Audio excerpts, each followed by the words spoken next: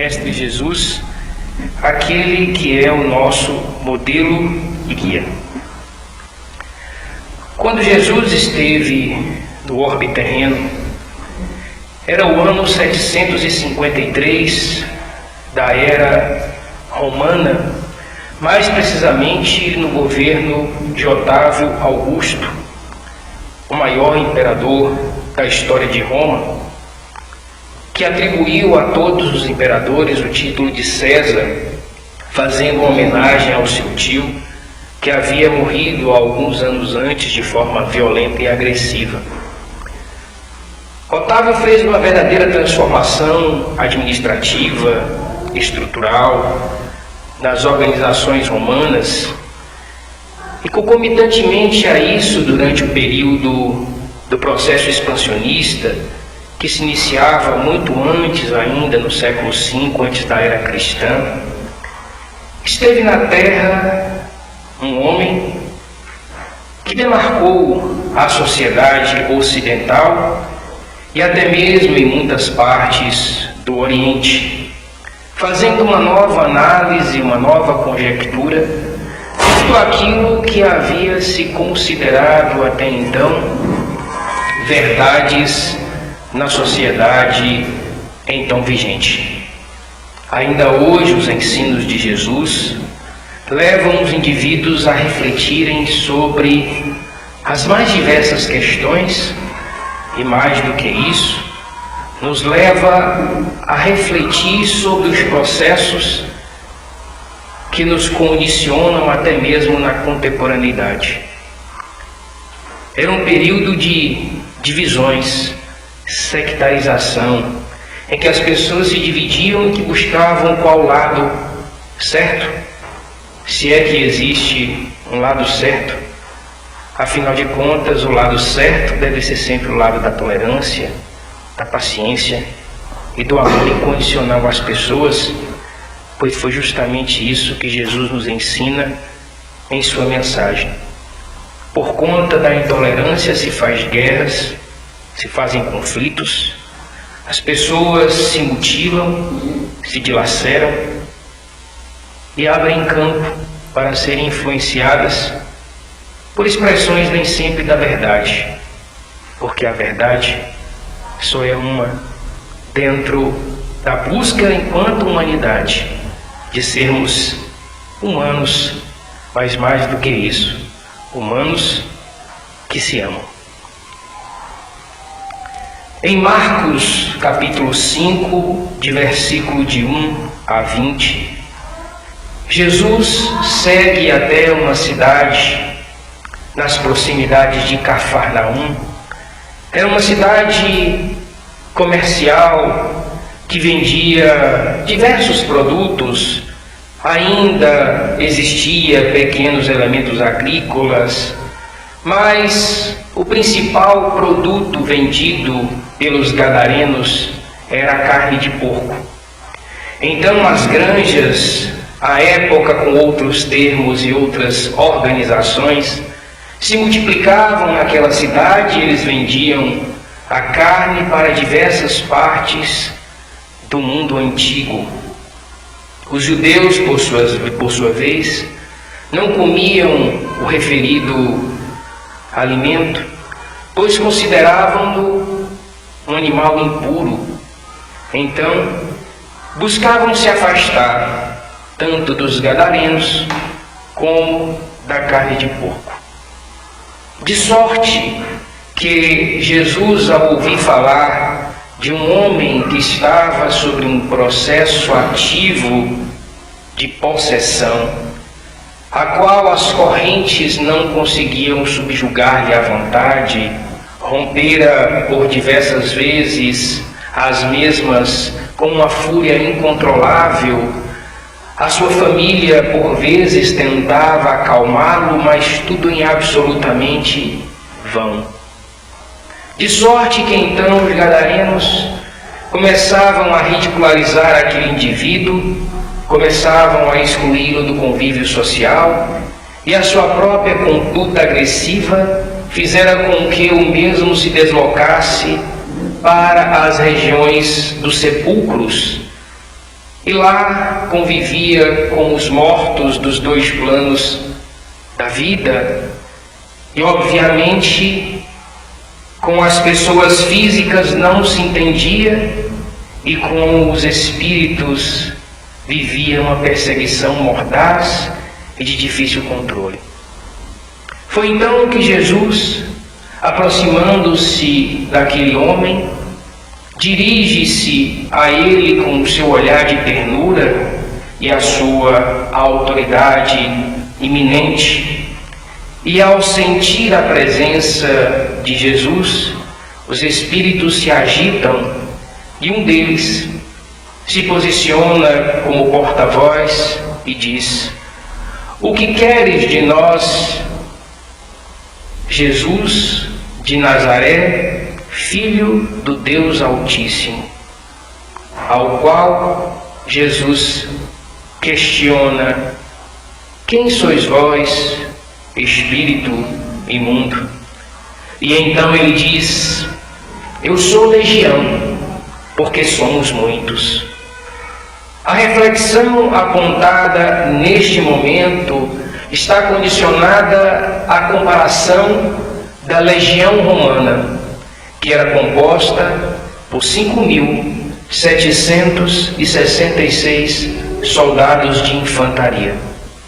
Imaginemos então um indivíduo obsediado por 5.000 espíritos, concomitantemente em processos de alternância. Isso explicava o seu desequilíbrio, a sua ira, a sua própria colocação próximos aos sepulcros e principalmente a sua insanidade.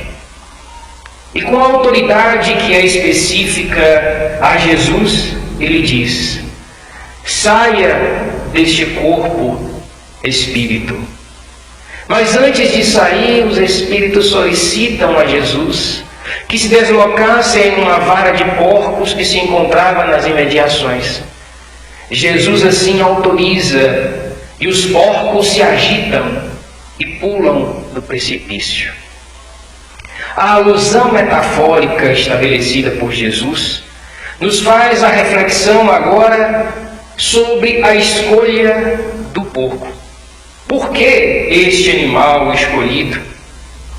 Simplesmente para nos lembrar que os espíritos obsessores procuram os indivíduos que, assim como os judeus consideravam a carne de porco, impuros.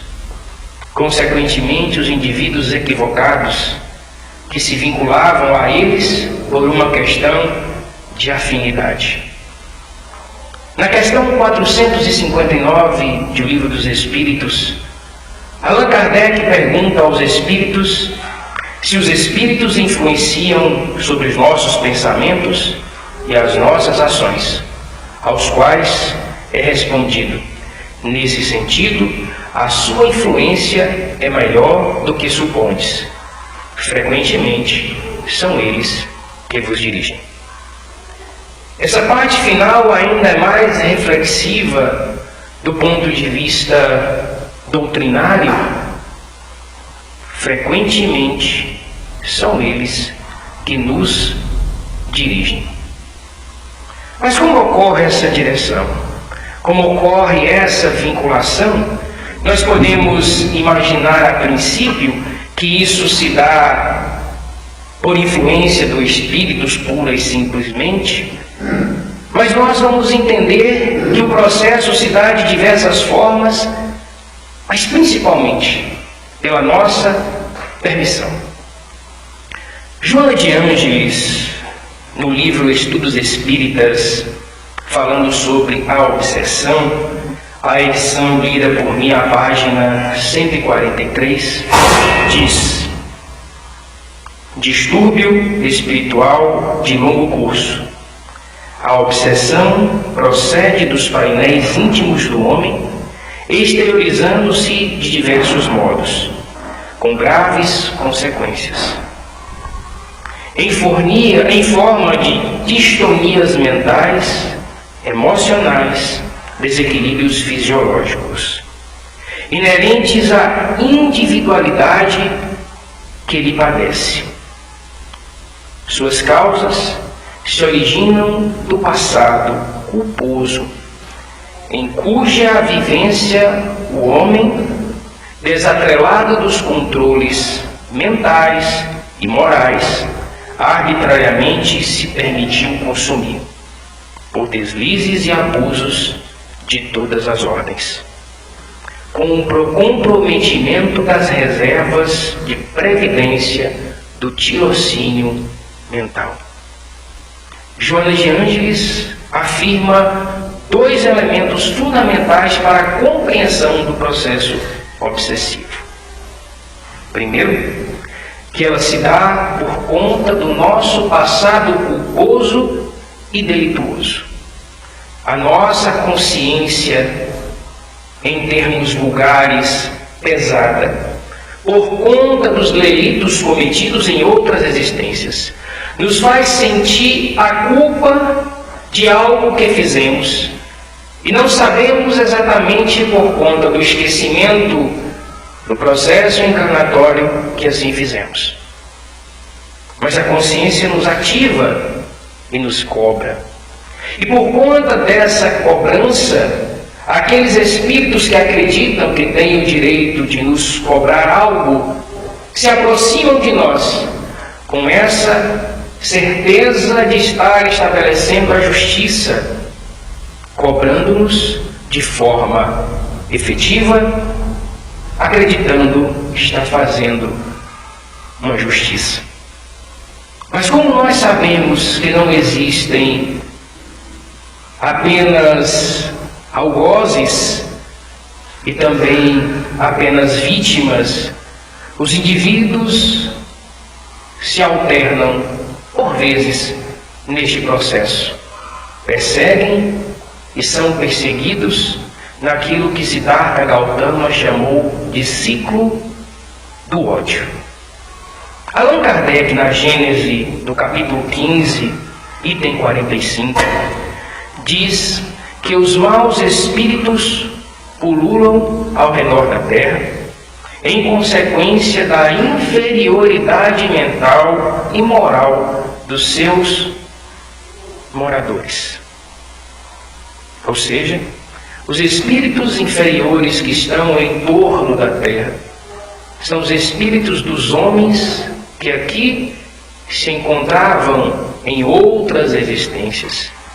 E por conta disso, e por conta dos seus equívocos, circundam-se na terra, e as obsessões só existem por conta da nossa inferioridade moral, a nossa fraqueza moral. Diante dessa perspectiva, Allan Kardec continua: sua ação malfazeja faz parte dos flagelos aos quais a humanidade está exposta neste mundo. A obsessão é um dos efeitos dessa ação, como as doenças e todas as atribulações da vida, deve, pois, ser considerada uma prova ou uma expiação e aceita como tal.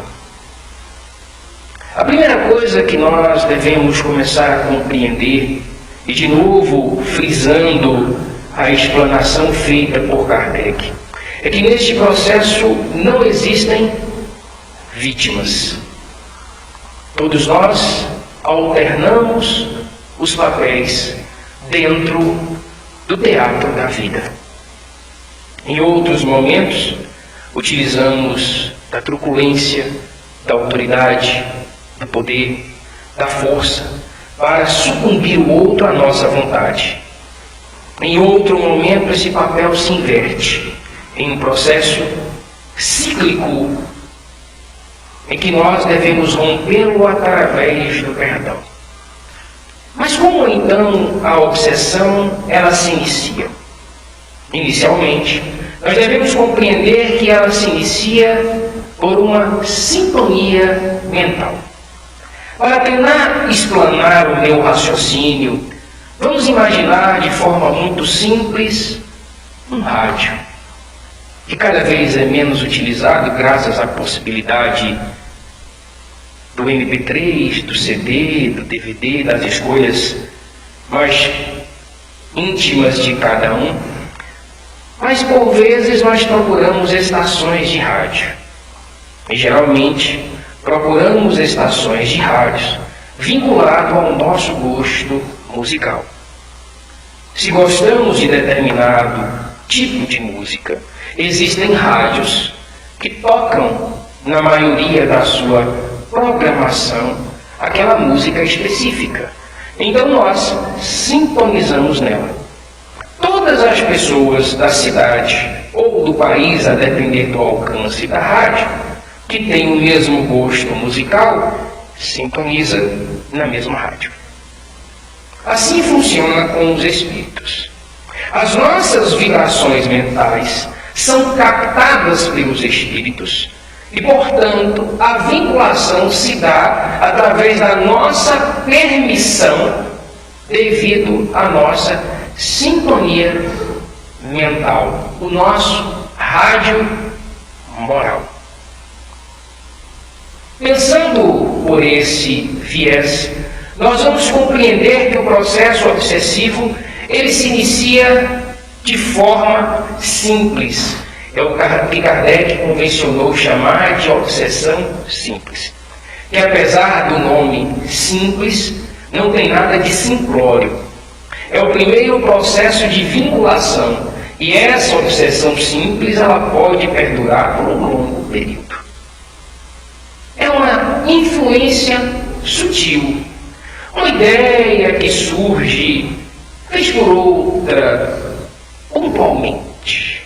A ideia vem, num primeiro momento nós refutamos, em outro momento nós ouvimos um amigo ou alguém próximo falar sobre isso, e essa ideia começa a ganhar corpo e passa a ser visto como algo normal.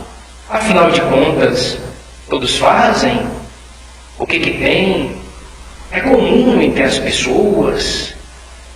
E essa ideia que começa a ser pontual torna-se efetiva.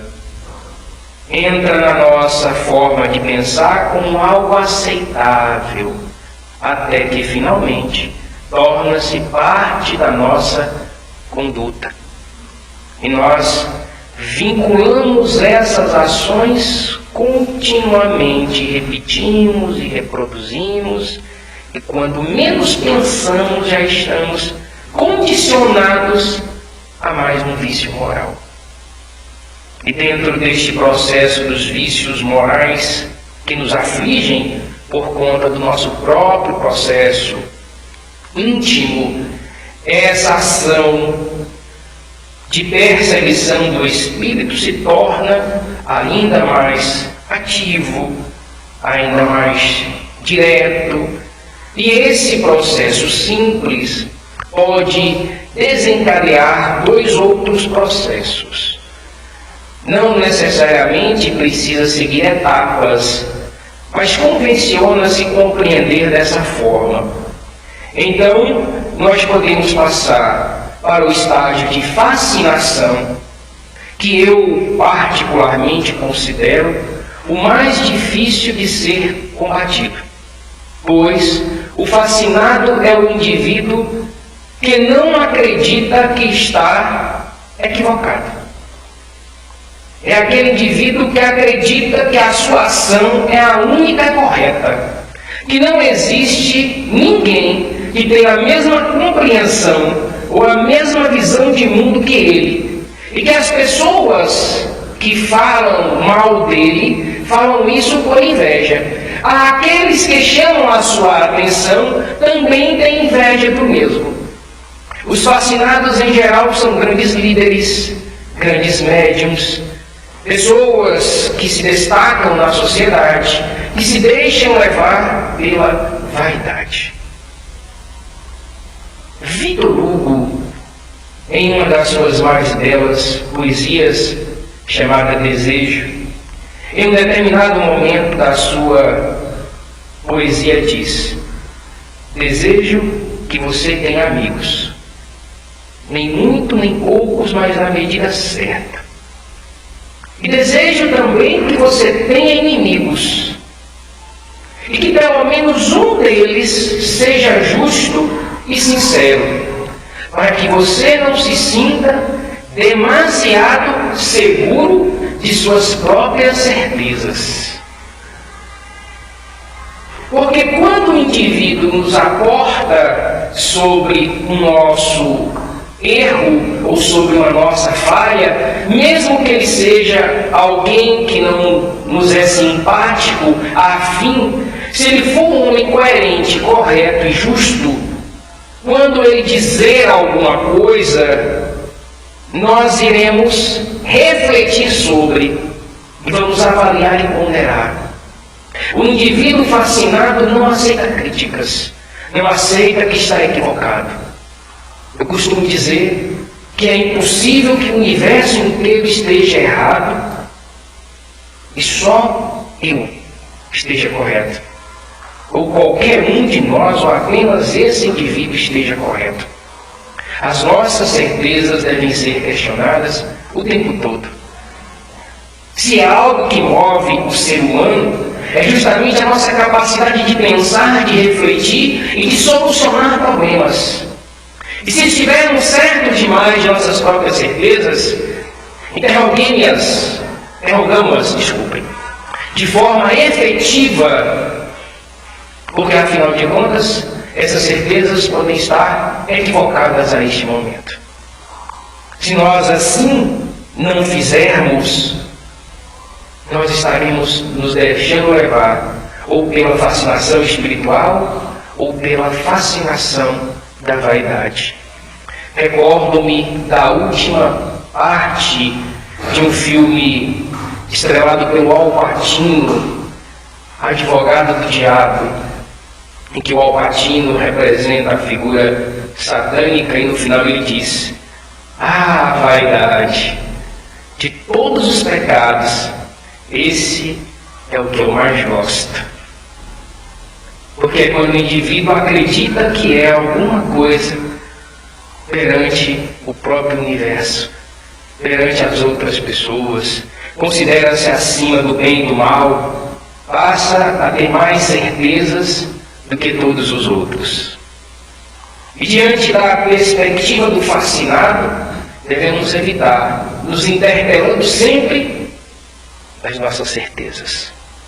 E finalmente, a subjugação ou possessão, como era chamado no tempo de Jesus, o qual relatamos sobre o endemoniado de Gadara, que é quando o indivíduo perde por completo a faculdade mental e o controle do próprio corpo. Ele já não consegue controlar a sua vontade. Devemos estar atentos que em muitos dos casos patológicos clínicos há sempre uma questão espiritual envolvida, mas não podemos nos esquecer. Na doutrina espírita, nós cuidamos do espírito. O corpo fica sempre a cargo da medicina.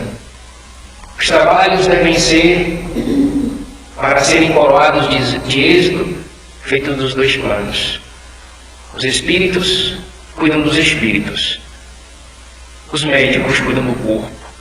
Se nós conseguirmos um médico espiritista ou espiritualista, talvez o trabalho se torne um pouco mais efetivo, mas muitas vezes precisamos da incredulidade da ciência para que avancemos do ponto de vista da pesquisa.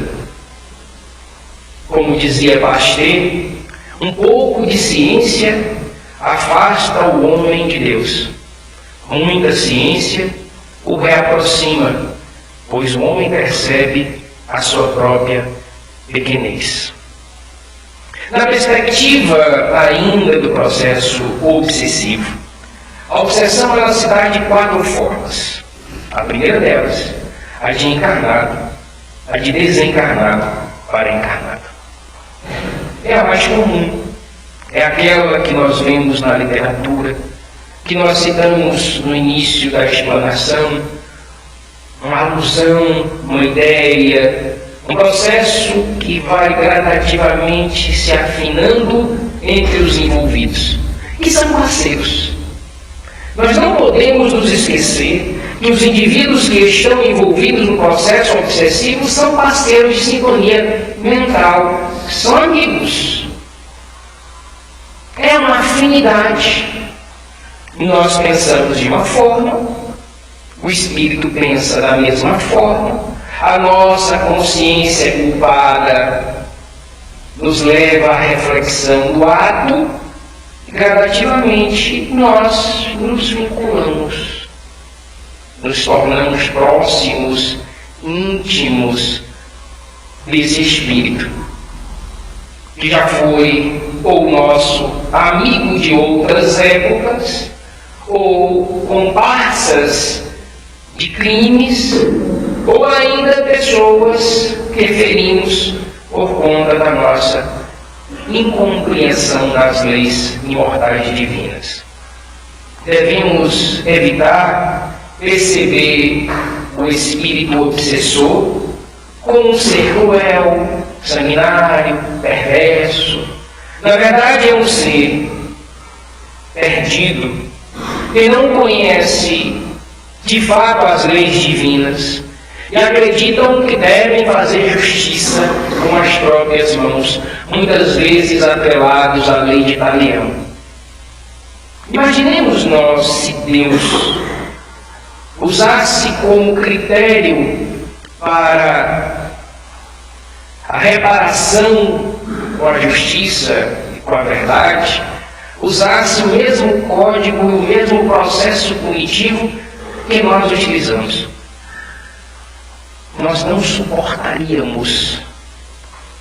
Nós pagamos em suaves e longas prestações. E mesmo assim, reclamamos. Imagine se tivéssemos de pagar integralmente todos os nossos equívocos do pretérito. O outro processo obsessivo se dá de forma inversa, do encarnado para o desencarnado. Essa é menos comentada nas casas espíritas, é menos discutida, porque muitas vezes nós nos preocupamos mais com o encarnado e esquecemos dos desencarnados. Mas ela também acontece muito mais do que nós imaginamos. Primeiramente, às vezes nós fazemos isso por falta de conhecimento, por egoísmo, por posse. Quando muitos dos nossos entes queridos desencarnam, quantos de nós ficamos pedindo para que ele volte, dizendo que ele não deveria ter ido, que ainda era muito cedo, que ele deveria ter permanecido mais tempo. Questionamos a Deus por que esse indivíduo foi tão cedo. Tão cedo para quem, né? Geralmente para quem fica, para quem vai é libertar-se do corpo, é se livrar de uma prisão, é sair do cárcere.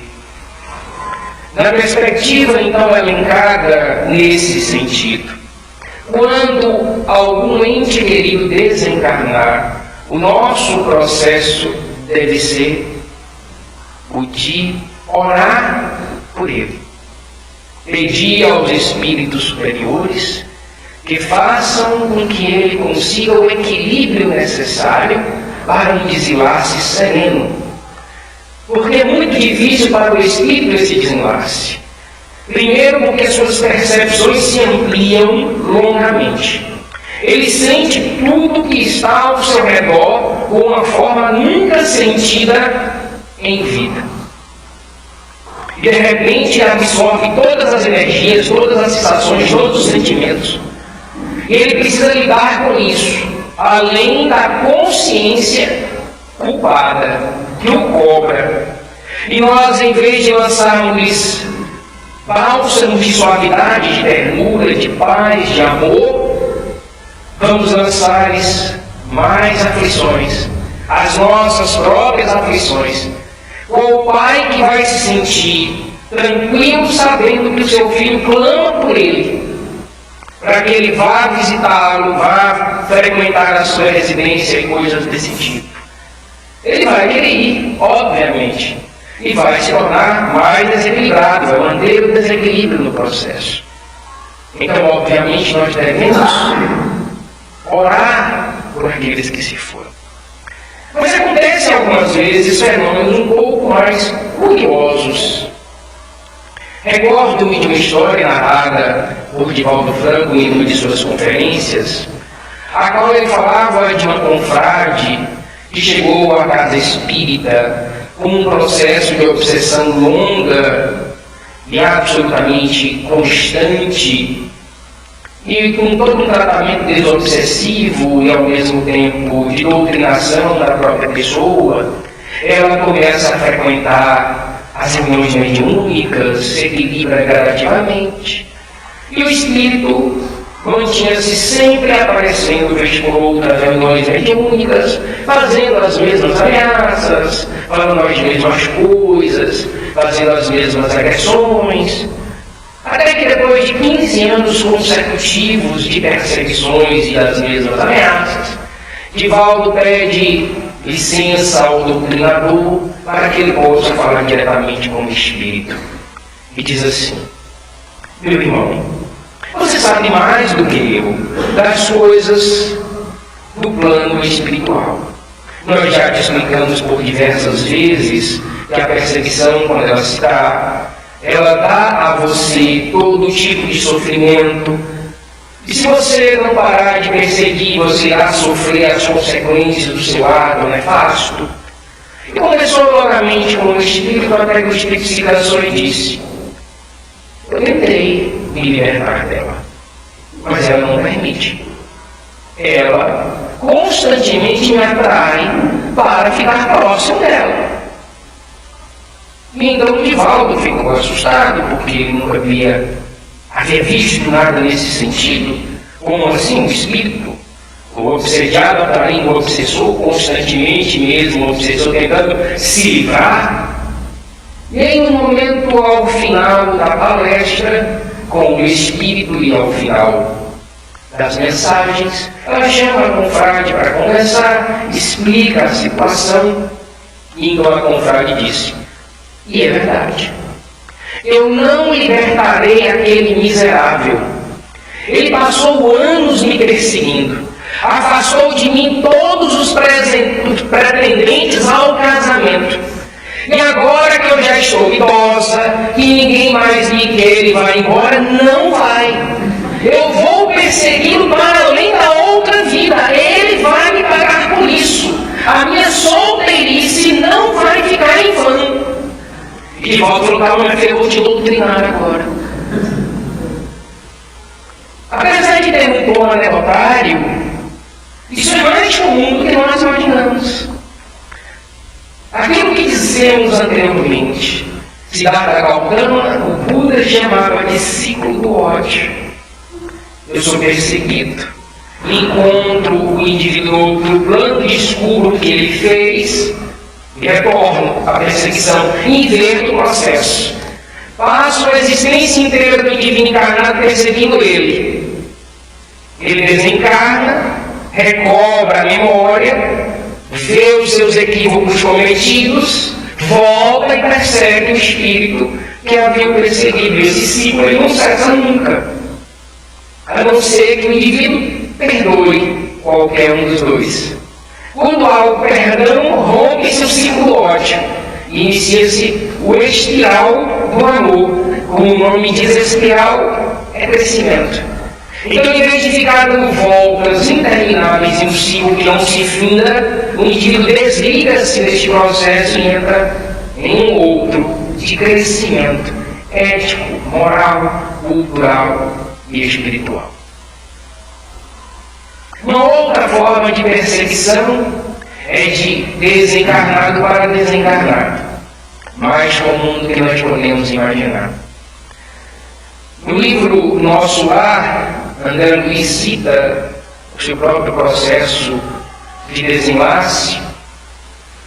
Em Libertação, ele coloca à prova e à vista uma instituição que planejava processos de perseguição a indivíduos encarnados e mantinha este processo quando os indivíduos desencarnavam. Inclusive, plasmavam nos indivíduos recém-desencarnados, a imagem que eles desejavam, desde ovoides até figuras dantescas, animalescas e etc. Mas no filme Nosso Lar, que eu assisti algumas poucas vezes, só 15 na última contagem, algumas cenas chamaram-me a atenção, e uma especificamente que chamou minha atenção duplamente. Primeiro, por conta da minha formação historiográfica. Tudo que reporta a história de qualquer forma, imediatamente, os meus olhos são fixados à reflexão. É uma cena que passa enquanto André Luiz está caminhando pelos vales umbralinos, e dois espíritos afrodescendentes, com chicotes nas mãos, e um indivíduo que aparentemente era um feitor ou um senhor, amarrado a uma árvore simbólica, bastante mal delineada, que lembrava um tronco muito utilizado nos castigos aos negros, principalmente no Brasil. E esses dois espíritos, então, alternavam as chicotadas àquele feitor em um processo de suplício constante àquele indivíduo. Imediatamente a minha mente vem um processo de obsessão de desencarnado para desencarnado. Os dois espíritos que não perdoaram por conta da sua condição de sofrimento e de incompreensão da lei, ao encontrar-se no outro plano, um indivíduo que, com consciência culpada dos seus atos, é permitido a ele esse suplício, e a mente atrelada aos equívocos sente a mesma dor que causou na compreensão da lei de ação e reação. E finalmente, o processo de obsessão de encarnado para encarnado. Confesso a vocês que a primeira vez que vi essa expressão, fiquei bastante chocado. Inicialmente não conseguia compreender como isso era possível. Como é que eu posso obsediar um indivíduo que também está encarnado na mesma condição que eu? Se eu não posso influenciá-lo de forma direta, eu não posso fazer nada contra ele de forma direta, a não ser que eu resolva interpelar uma ação física contra o indivíduo. Mas mais uma vez, André Luiz vem em nosso socorro, de novo em nosso lado. Ele diz: pensamento é força criadora. Tudo aquilo que nós pensamos é plasmado no plano espiritual e se torna físico. O que para nós é metafísico, para o plano espiritual é físico. Isso então se torna energia, ou é energia, e essa energia é deslocada para o indivíduo que nós queremos atingir. Então obsediamos. E nós vamos perceber ainda a nossa inferioridade moral, é que por vezes nós acreditamos que as coisas que acontecem na vida do indivíduo é por conta disso. Mas é muito comum e corriqueiro. O indivíduo que nós estamos perseguindo mentalmente, alguém que nos fez alguma coisa, nós então vamos dizer quando somos filhos: a justiça de Deus tarda, mas não falha. Deus é um grande justiceiro vingador, que fica lá no céu, jogando raios temporariamente um no outro, esses raios são raios da vingança. Aí acontece alguma coisa na vida do indivíduo. E imediatamente nós vamos dizer: está vendo? Olha lá, ó. Bem que eu vi, nós ficamos, comemoramos o flagelo do outro. A justiça de Deus, aí eu sabia. Deus é justiceiro, Deus é vingador. Se a lógica fosse essa, nós também sofreríamos punições da mesma forma toda hora. Então nós queremos para o outro severidade, para nós clemência. Nós queremos para o outro rigidez, para nós tolerância. A justiça divina não pode ser parcial nem passional. A justiça de Deus não está no flagelo do outro. O flagelo do outro não é por conta da conta do próprio equívoco do indivíduo. Ele está reparando o que fez em outra existência, ou até mesmo nessa. Mas nós não somos santos. Nós cometemos equívocos constantemente. E é por conta disso que o processo de obsessão me ocorre. E dentro dessa perspectiva nós vamos entender que da ideia simples até todo o processo de construção deste mesmo processo da parte física, até o processo de subjugo, nós temos todo um processo de avisos constantes, porque nós escolhemos as nossas companhias. Nós podemos estar ao lado de espíritos superiores que nos inspiram, ou de espíritos inferiores que nos influenciam. A diferença é que o espírito superior sabe que nós temos o livre-arbítrio, então ele sugere: você deve fazer isso, você não deve fazer isso. A escolha final é nossa. O espírito obsessor também deixa a escolha final para a gente, mas ele insiste. Faz. E nós fazemos, por escolha nossa, mas por influência dele. Então nós devemos escolher as nossas companhias pelas nossas sintonias mentais. Leon Denis afirma no livro Depois da Morte o seguinte: sabemos, entretanto, que esse mundo oculto reage constantemente sobre o mundo corpóreo. Os mortos influenciam os vivos, os guiam e os inspiram à vontade. Os espíritos atraem-se em função de suas afinidades. O que despiram as vestes carnais assistem os que ainda estão com elas. Estimulam-nos no caminho do bem, porém, mais vezes ainda, nos impelem ao caminho do mal. Em uma reflexão apresentada por Humberto de Campos sobre o pseudônimo de Irmão X, no livro Cartas e Crônicas, no capítulo 10, a minha edição, página 39, fala sobre a obsessão de Custódio Saquarema. Mais precisamente sobre o título da crônica Obsessão Pacífica.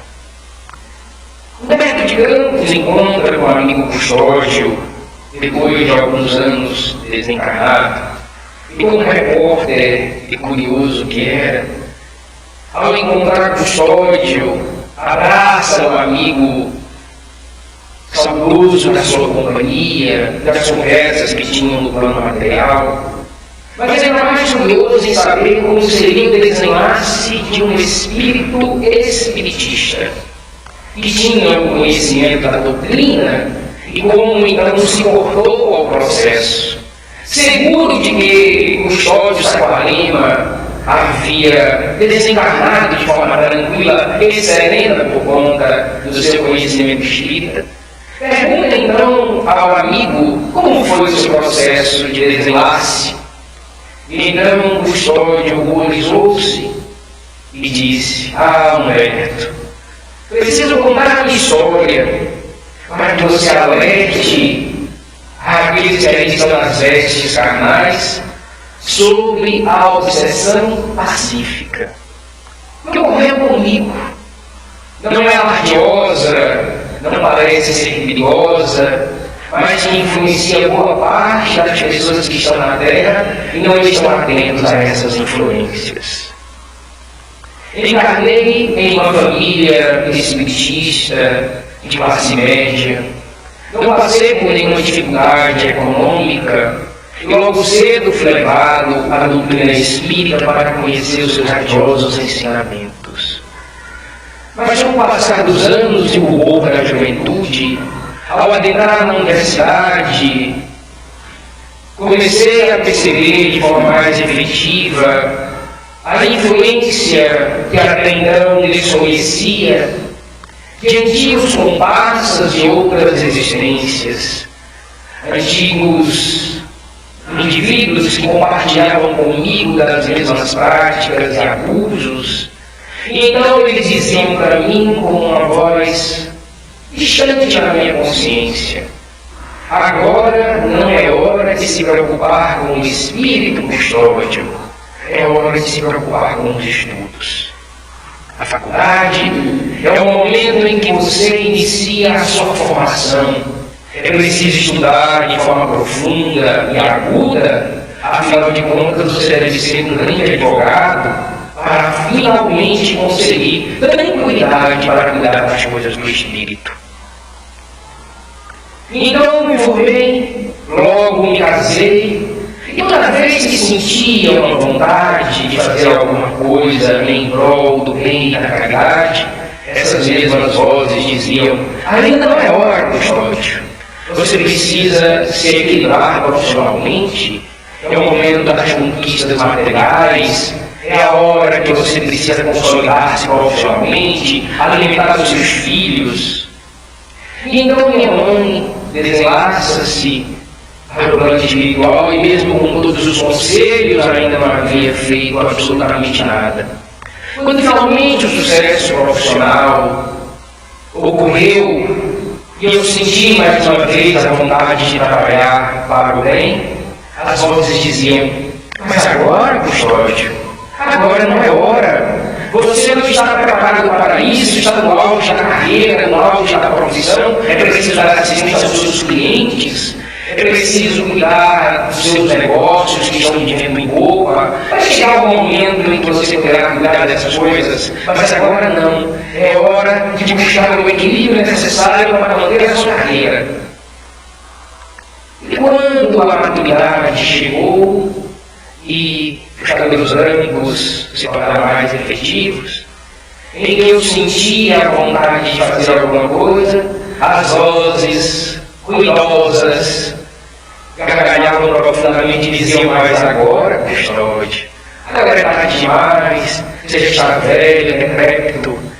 Ao começar a se preocupar com essas coisas, os que dirão, os seus filhos, os seus amigos, os seus antigos clientes, vão dizer que está um velho tolo e doente, vão interditar as faculdades tomarão as questões econômicas, e você será ridicularizado por todos. Já é tarde demais, Custódio. Desencarno em uma condição de extrema miséria espiritual, sou resgatado pelos espíritos amigos, e aqui estou. Relate, Humberto, aos indivíduos da Terra para terem cuidado com a obsessão pacífica, em que nós muitas vezes nos deixamos levar, protelando para amanhã as ações do bem. Nunca é cedo demais para começar o trabalho, assim como nunca é tarde para iniciá-lo. Há sempre o momento de se fazer o bem. É sempre hora de fazer algo em prol da humanidade, em prol das pessoas e em prol do espírito. Há tempo para tudo. E nós devemos então trabalhar em prol desse tempo. Em Marcos, capítulo 14, versículo 38, o evangelista diz: vigiai e orai, para não cairdes em tentação, pois de um lado o espírito está pronto, mas por outro a carne é fraca. Para desvencilharmos das influências do espírito inferior e das nossas próprias imperfeições, devemos estar sempre voltando para o alto, buscando na divina providência e no amor de Deus o amparo necessário para manter a nossa vontade firme, o nosso trabalho eficiente em prol do bem e do amor. Porque afinal de contas vamos fraquejar muitas vezes. Afinal de contas, as misérias físicas, as nossas imperfeições morais, os apegos da matéria, muitas vezes nos levarão e nos conduzirão aos equívocos que tantas vezes nos afligem em diversos momentos da nossa existência. Mas se nós estivermos de fato decididos, Se nós de fato estabelecemos que é o momento da nossa renovação íntima, da nossa transformação moral, que é o momento de nós avançarmos no nosso processo de elucidação espiritual, mesmo com todos os apelos da matéria, mesmo com a nossa ainda carne fraca, voltada para tantas mazelas físicas e morais, nós poderemos finalmente encontrar na luz radiosa do amor e do perdão a força para vencermos a nós mesmos. E aí, não daremos brecha para a influência espiritual, mas mais do que isso, não daremos brechas para a nossa inferioridade moral, mais uma vez, vencer a luta contra nós mesmos. Há 2000 anos, Jesus lá na terra morreu por conta da intolerância, da incompreensão. Morreu porque fez o certo, mas morreu com a consciência serena e segura de que fez o que tinha que ser feito. Nós não somos Jesus, mas como se reconhece um verdadeiro espírita, um homem de bem, um verdadeiro cristão, é aquele que se esforça no limite de suas forças para fazer o que é certo. Não é o que faz tudo certo, porque nós não estamos ainda nessa condição espiritual, mas aquele que luta para fazer o que é bom, o que é correto e o que deve ser feito. Trabalhemos em silêncio, pois o mal é ruidoso, o bem é silencioso, mas tem que ser laborioso. Façamos o bem constantemente. Oremos, vigiemos, para não cairmos nas tentações de nós mesmos, para finalmente, ao desencarnarmos com a consciência tranquila de que fizemos o melhor para o nosso processo evolutivo. Que a paz do Mestre Jesus seja conosco hoje e por todo sempre. Pela atenção de todos, muito obrigado.